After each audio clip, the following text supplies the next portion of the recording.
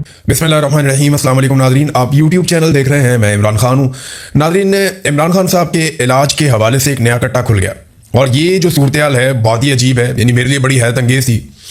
सबसे पहले तो मैं आपको ये कंफर्म कर दूं कि जो डॉक्टर्स आए थे जेल में, जिन्होंने 1 अगस्त को इमरान खान साहब को चेक किया था, उन्होंने एक रिपोर्ट मुरतब की थी और वो ये रिपोर्ट हमारे साथ मौजूद भी है। इस रिपोर्ट का एक प्लान भी था जिसके मुताबिक इमरान खान साहब का एक टेस्ट किया जाना था, सिटी कॉर्नरी एंजियोग्राफी। अब ये तजवीज़ किया गया था कि इस प्रोसेस से इमरान खान साहब को गुजारा जाए। फिर 20 और 21 अगस्त को इमरान खान साहब को, यानी 20 और 21 अगस्त की दरमियानी रात को जब इमरान खान साहब को पिम्स में ले जाया गया, शिफा में सारे इंतजार कर रहे थे। शिफा में बैनुल अक़वामी सतह की सहूलियात भी मौजूद थी, लेकिन पिम्स में ले जाया गया इमरान खान साहब को। तो अब हुआ ये कि ठीक एक दिन गुजरने के बाद वजीर आजम ऑफिस की जानिब से एक प्रेस रिलीज जारी होती है जिसमें पिम्स अस्पताल में ये जो सिटी कॉर्नरी एंजियोग्राफी की जो सहूलत है वो फ़ाल ही नहीं, उसकी मशीन ही काम नहीं कर रही। और अब ये एक नया कट्टा खुल गया। यानी इमरान खान साहब को जिस मकसद के लिए डॉक्टर ने कहा था कि ये वाला इलाज ज़रूरी है, उस इलाज के लिए जो एंजियोग्राफी की सहूलत वाली मशीन है वो नहीं हो सकती। वजह यह है कि जनाब वो तो ख़राब है और इसके ऊपर पाकिस्तान तहरीक इंसाफ कह रही है कि ये तो हम लेकर जाएंगे मामला सुप्रीम कोर्ट ऑफ पाकिस्तान में, इसको भी लेकर जाएंगे कि जो टेस्ट इमरान खान साहब का तजवीज़ किया गया था उसकी मशीन ही पिम्स अस्पताल में ख़राब है। जब इमरान खान साहब को वहाँ पे ले जाया गया, उसके बाद एक दिन गुजरने के बाद, 24 घंटे गुजरने के बाद, वजीर आजम ऑफिस से एक प्रेस रिलीज जारी होती है जिसमें यह कहा जाता है कि जनाब ये मशीन ख़राब क्यों है, इसकी इंक्वायरी की जाए। और अब एक इंक्वायरी कमेटी भी बना दी गई है। यानी एक साबिक वज़ीर आज़म की सेहत के साथ कितना खिलवाड़ हो रहा है, पूरे पाकिस्तान को इसकी फिक्र है। यानी जिसके जितने ज़्यादा वारिस होते हैं वो उतना कीमती होता चला जाता है। तो इमरान खान के वारिस तो बहुत हैं, करोड़ों में है। अब पूरा पाकिस्तान फिक्रमंद है। ऐसे आदमी की आप जान से खेलेंगे तो ये लोग आपको छोड़ेंगे तो नहीं। अब बजाय इसके कि इमरान खान साहब को शिफा इंटरनेशनल अस्पताल में ले जाए। अच्छा, इसमें एक और भी चीज़ फैलाई जा रही है मार्केट में कि इसमें कोई एस्टेब्लिशमेंट की और हुकूमत की कोई आपस में लड़ाई चल रही है। मोहसिन नकवी कुछ और चाहता है तो नवाज शरीफ कुछ और चाहता है तो मरियम नवाज कुछ और चाहती है।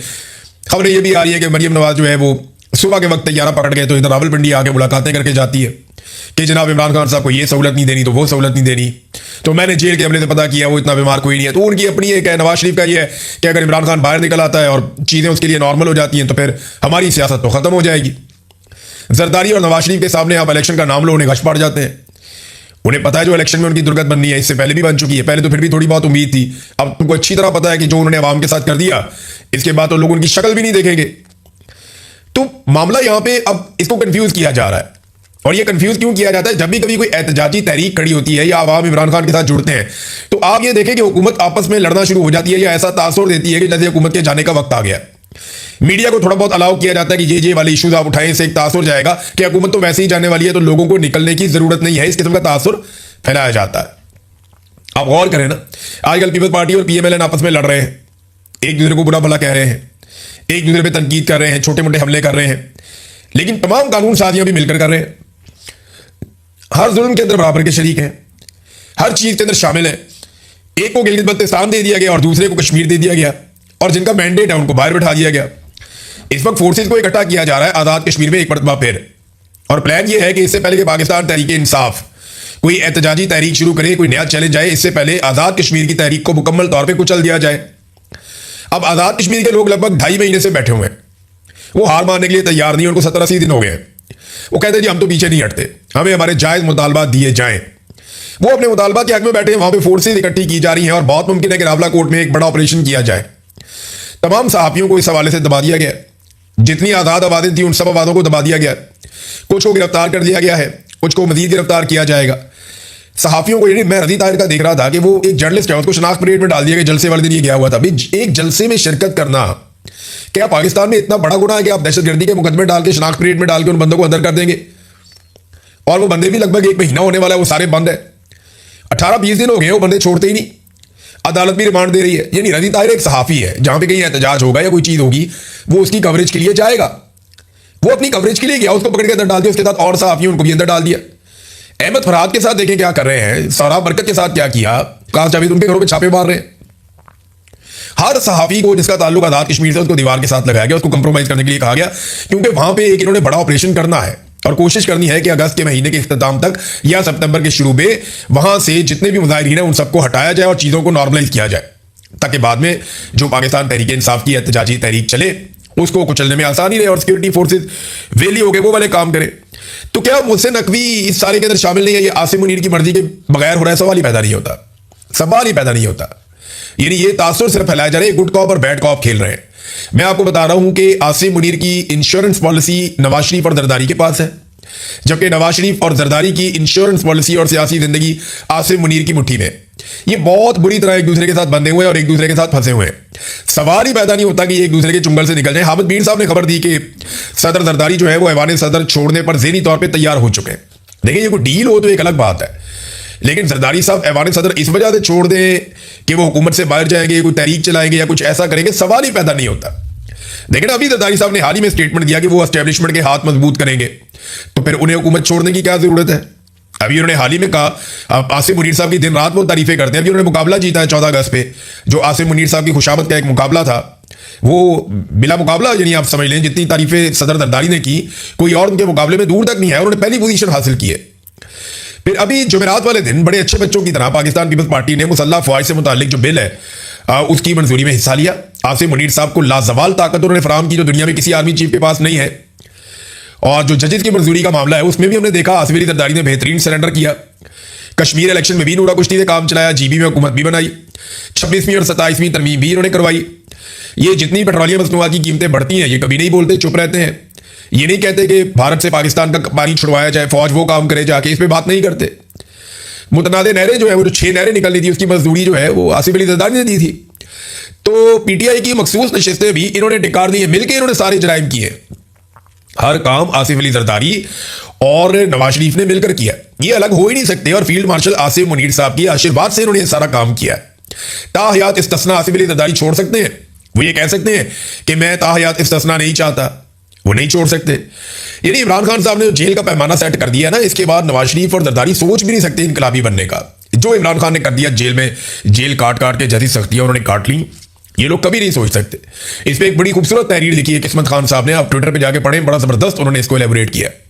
लेकिन मामला ये है कि इमरान खान ने जो एक क्राइटेरिया सेट कर दिया कि यहां तक मार खाई जा सकती है और सियासतदान को इतनी मार खाकर भी नहीं टूटना चाहिए, तो नवाज शरीफ और जरदारी क्या करेंगे?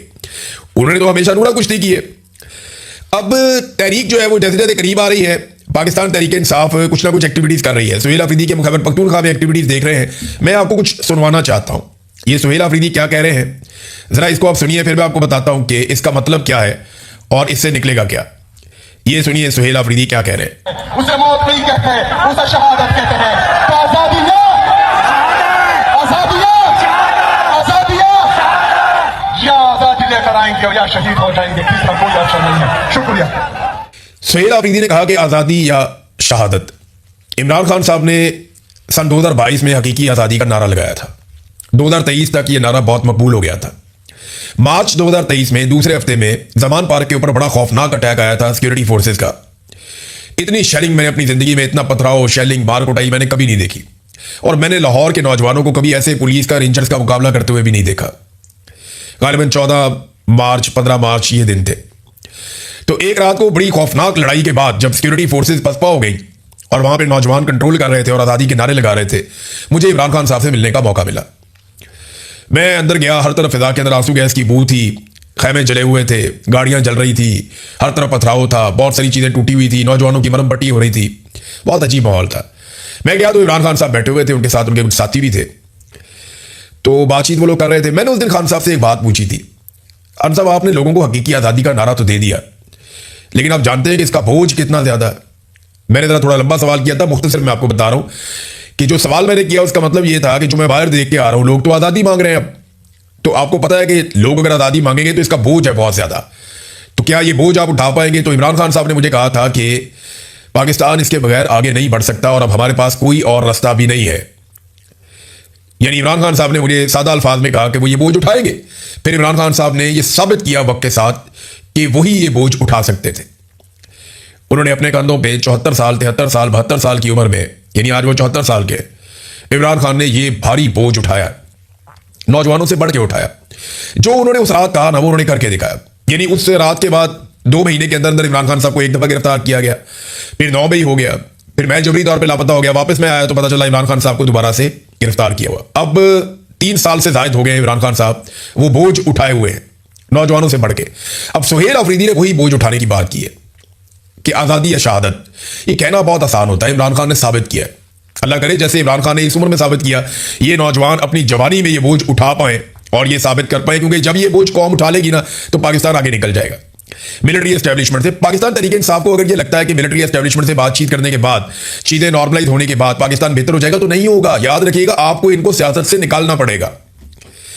आज भी मैं ये कहता हूं कि तमाम सियासी जमातें मिलकर, नवाज शरीफ, सरदारी, इमरान खान, फजल रहमान, ANP, MQM, सारी जमातें मिलकर, जमात इस्लामी, पाकिस्तान की मिलिट्री एस्टेब्लिशमेंट को सियासत से बेदखल कर दें और उनको अलग कर दें और फौज का सियासत में किरदार खत्म कर दें, तो यकीन करिए घाटे का सौदा नहीं होगा।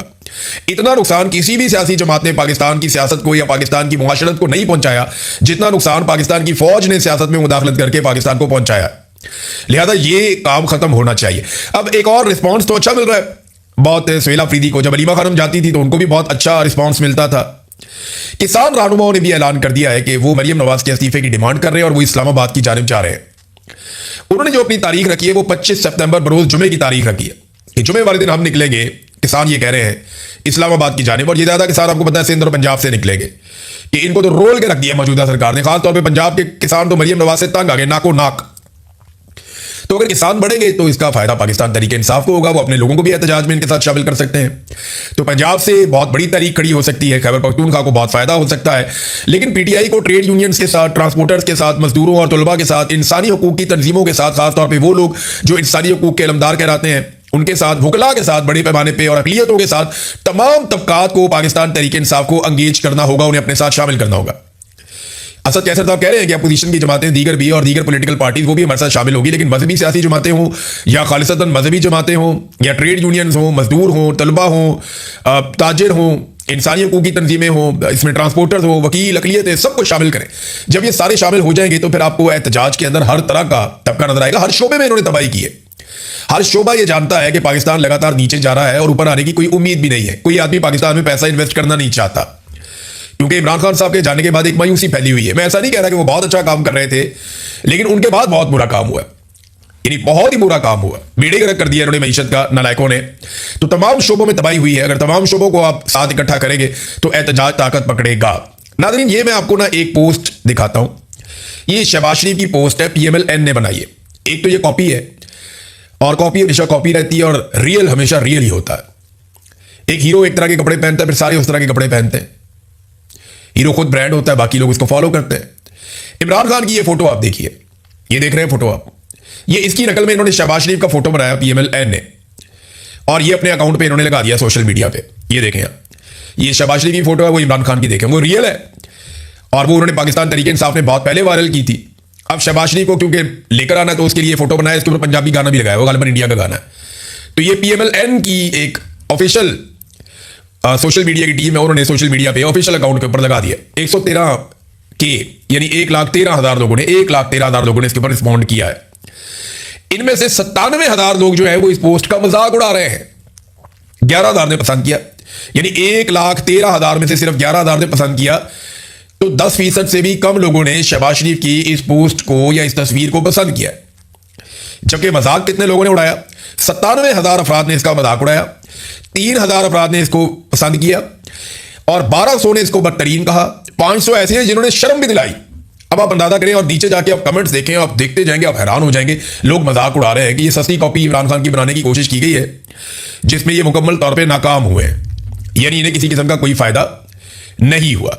नाज़रीन, एक और इशू उठा हुआ, वो इशू ये है कि मोहसिन नकवी को तौहीन अदालत के मामले में पाकिस्तान तहरीक इंसाफ ने, इमरान खान साहब की बहन की जानिब से जो उनके वकील ने केस दायर किया, उसमें मोहसिन नकवी का नाम क्यों नहीं शामिल किया गया, उसे फरीक क्यों नहीं बनाया गया, पार्टी क्यों नहीं बनाया गया।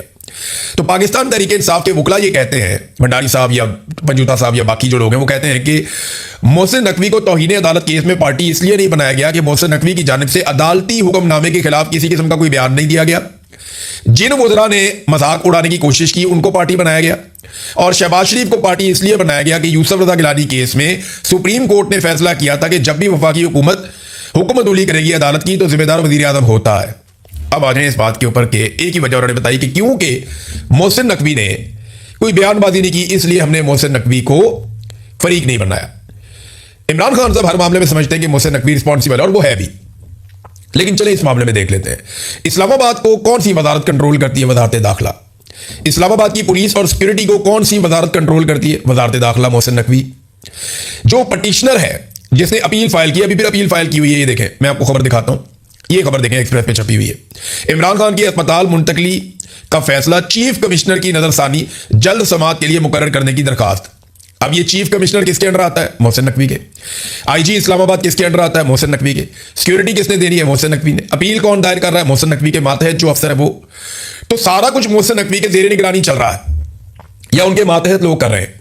तो आप उन्हें फरीक नहीं बनाएंगे तो आपको लगता है लोग बेवकूफ हैं, वो ये समझेंगे कि आप, मैंने आपको कहा ना कि मोहसिन नकवी के साथ गुफ्तगू तो होती है पाकिस्तान तहरीक इंसाफ के लोगों की, और मोहसिन नकवी ने यह साबित करने की कोशिश की है कि मैं आपका हमायती हूं, मैं इमरान खान को किसी ना किसी तरह बाहर निकालने के लिए कोशिश कर रहा हूं, मैं चीजों को नॉर्मलाइज करूंगा। और उसकी वजह ये वो बताता है हर एक को कि सिस्टम चल नहीं रहा।